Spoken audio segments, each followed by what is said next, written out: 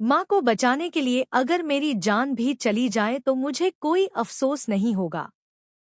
Doctor साहब, आपको जितना खून चाहिए उतना ले लीजिए, चाहे मेरे शरीर के खून की आखिरी बूंद तक ले लीजिए, लेकिन मेरी माँ को कुछ मत होने दीजिएगा। यह कहते हुए अनु की आंखों से आंसू लगातार बह रहे होते हैं। उसकी आवाज कांप रही होती है, लेकिन इरादा अडिग होता है। वहीं दूसरी तरफ अस्पताल के बाहर हर कोई दुआ कर रहा होता है। कोई कह रहा होता है, भगवान, मेरी माँ को बचा लो, तो कोई आंखें बंद करके प्रार्थना करता है कि आज कोई अनहोनी न हो। बहन जी ठीक है या नहीं, किसी को कुछ समझ नहीं आ रहा होता। हालात इतने खराब होते हैं कि हर पल मौत और जिंदगी के बीच की जंग साफ दिखाई दे रही होती है।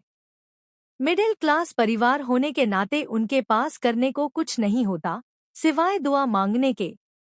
इसी बीच अनु टूटे हुए दिल से भगवान से कहती है, हमारा मिलना अगर अधूरा रह गया है तो उसे पूरा कर दीजिए भगवान।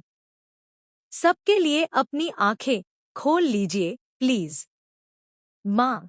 और तभी कहानी लेती है एक ऐसा मोड़ जो किसी ने सोचा भी नहीं होता।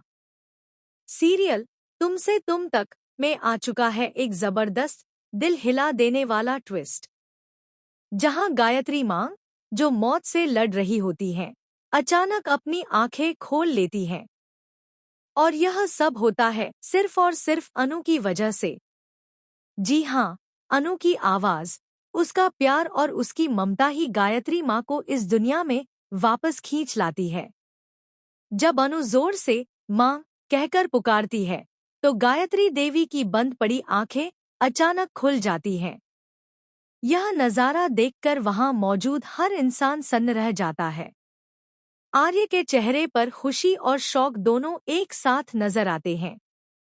उसकी आंखों में आंसू होते हैं, लेकिन इस बार डर के नहीं, बल्कि सुकून और राहत के। लेकिन सवाल यह उठता है कि यह सब हुआ कैसे? आखिर किस तरह अनु की आवाज ने वो चमत्कार कर दिखाया जो डॉक्टर और दवाइयां नहीं कर पाईं? दरअसल कहानी शुरू होती है उस खौफनाक हादसे से जब गायत्री माँ अनु से मिलने के लिए निकलती हैं। तभी अचानक एक तेज रफ्तार गाड़ी उन्हें टक्कर मार देती है। सड़क पर अफरातफरी मच जाती है। लोग इकट्ठा हो जाते हैं, लेकिन कोई आगे नहीं आता। अनु यह सब देखकर पूरी तरह टूट जाती है। कुछ पल के लिए उसके होश उड़ जाते हैं, लेकिन फिर वह खुद को संभालती है और बिना किसी की मदद के